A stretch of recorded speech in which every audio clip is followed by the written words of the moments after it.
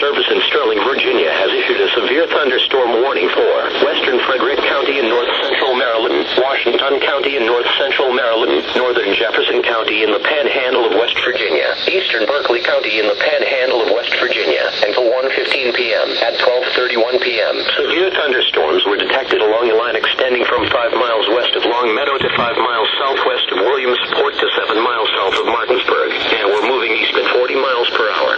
This line of storms is capable of producing damaging winds in excess of 60 miles per hour. Locations impacted include Long Meadow, Hagerstown, Shepherdstown, Boonesboro, Wolfville, Braddock Heights, Bellinger Creek, Braddock Heights, Frederick. This is a dangerous line of storms.